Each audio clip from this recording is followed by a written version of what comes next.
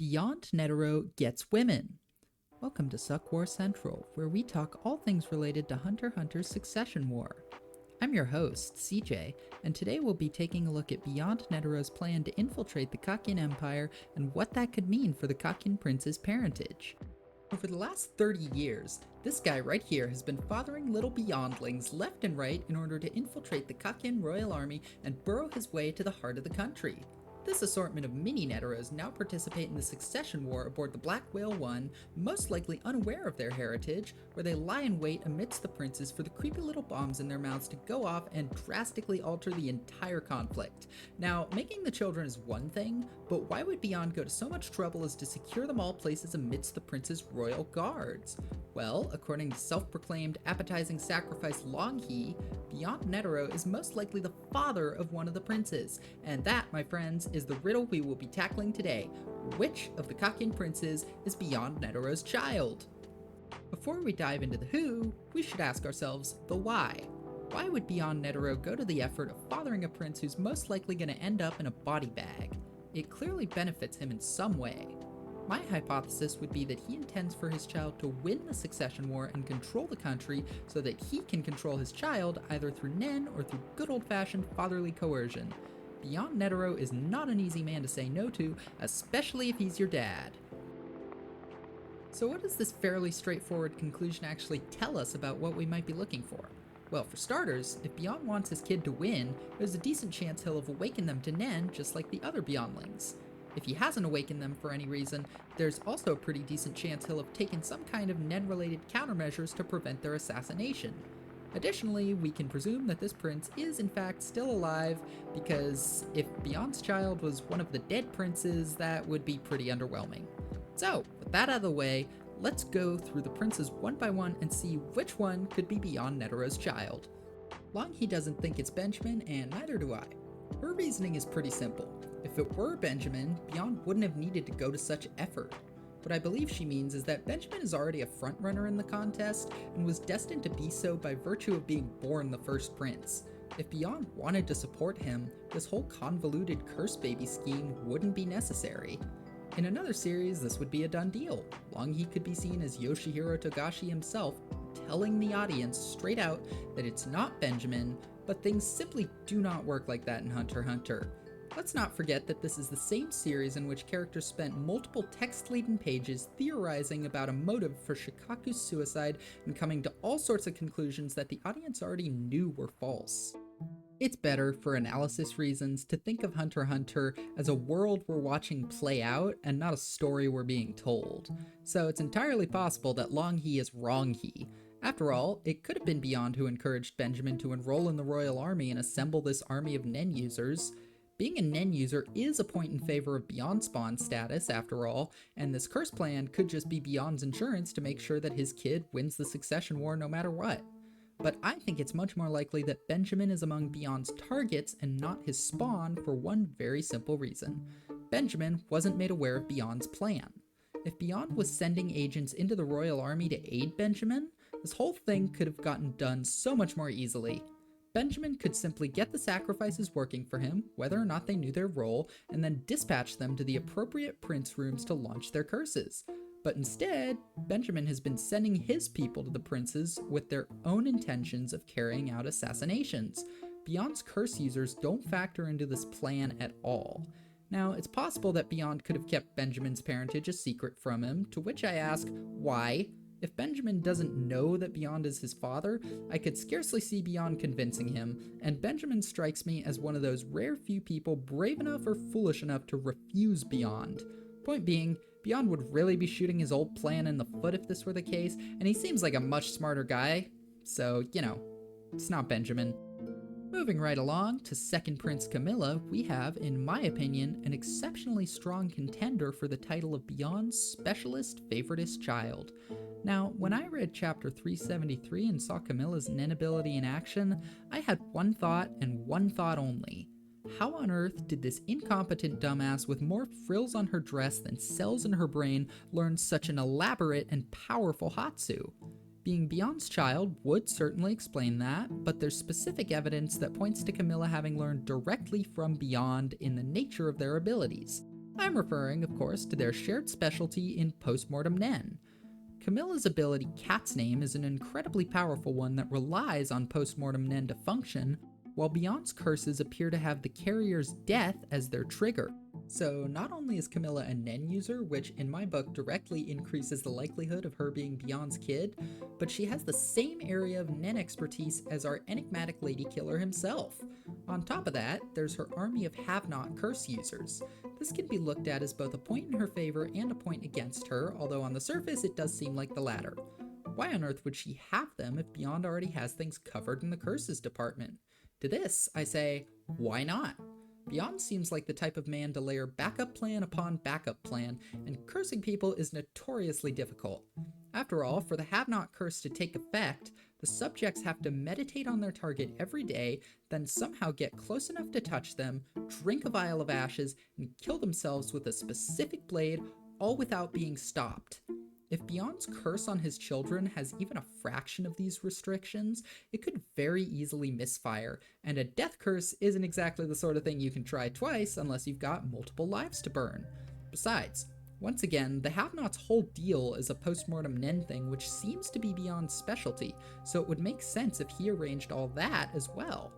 And it's worth noting that we see Benjamin in his discussions of the game plan that make it clear their curse bombs aren't really in his arsenal.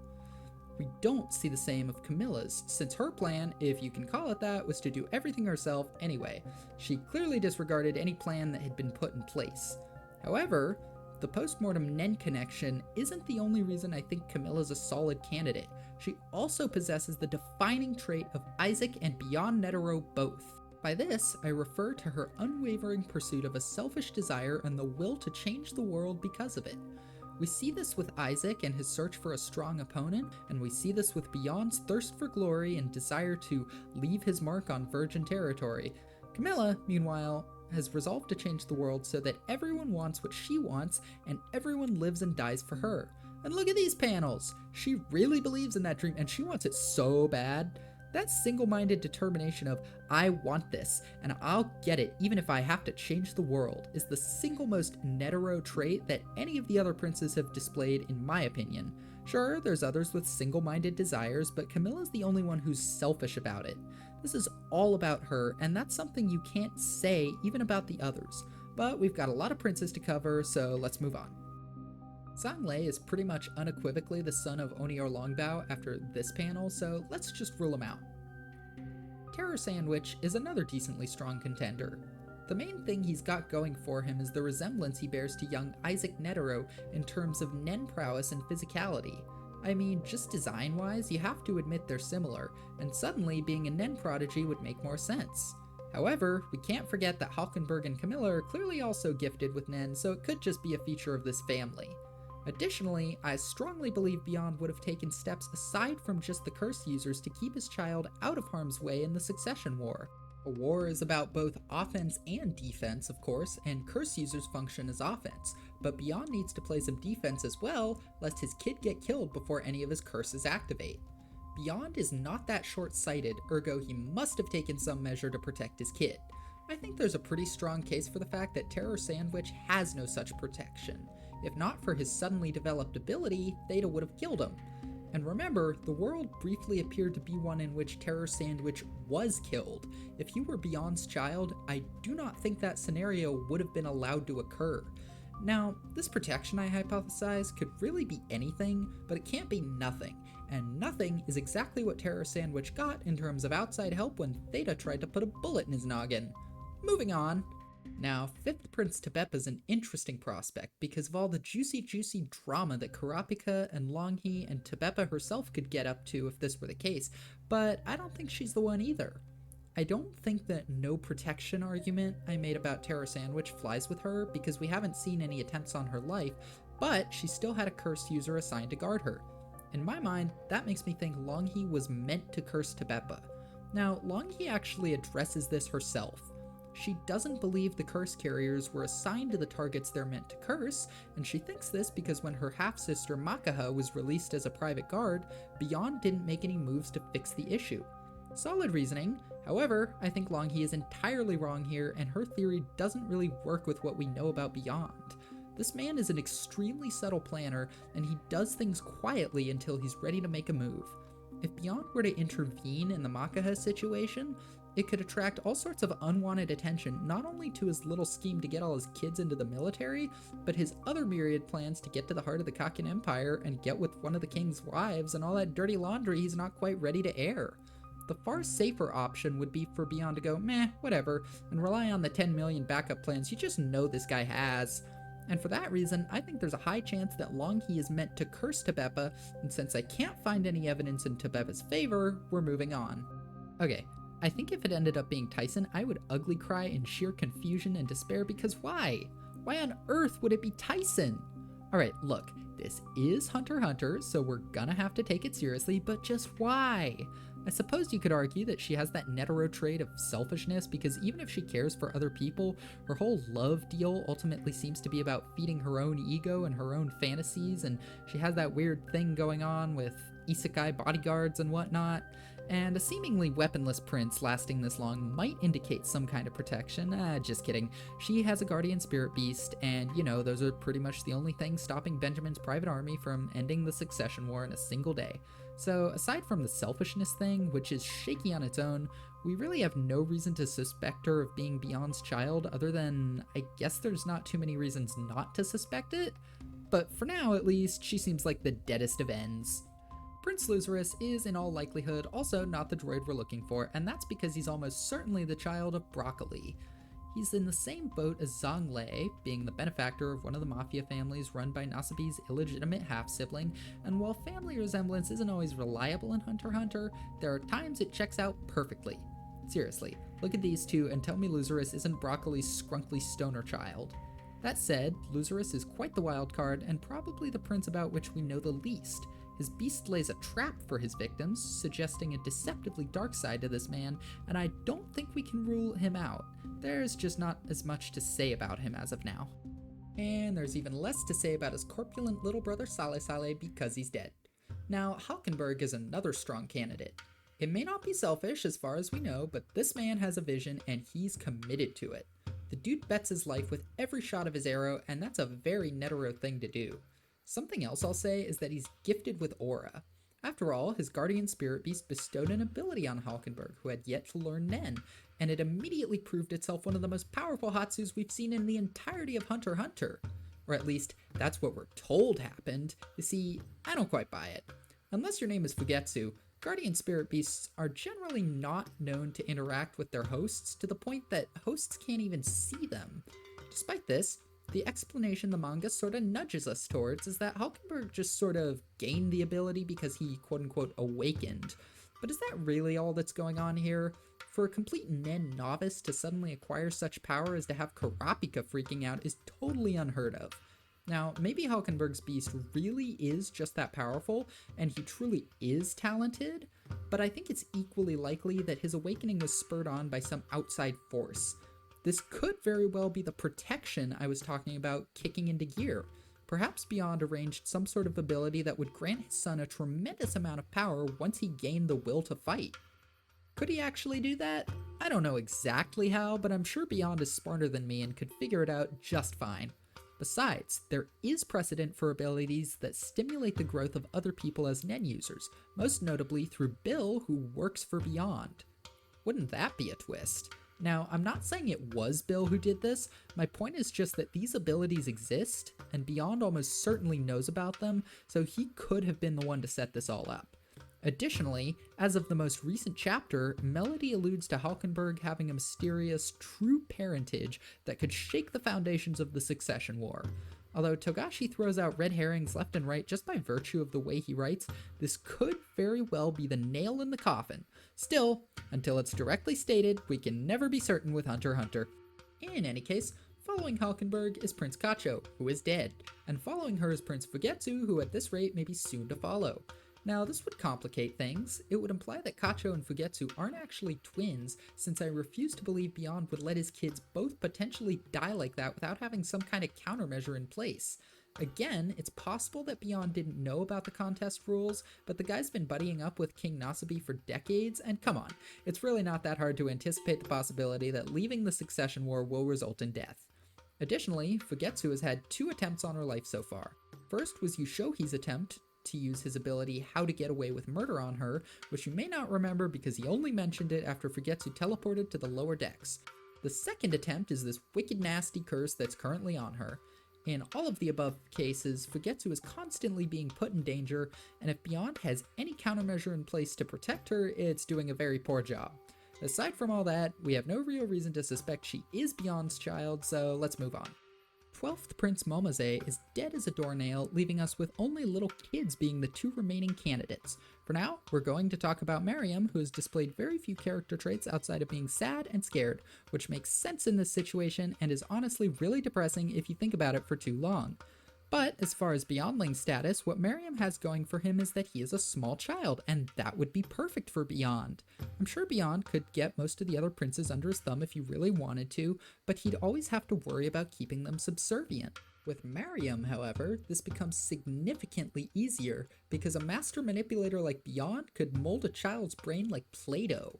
And we have to remember that Beyond is likely intending to use the Kakin Empire for his Dark Continent expedition.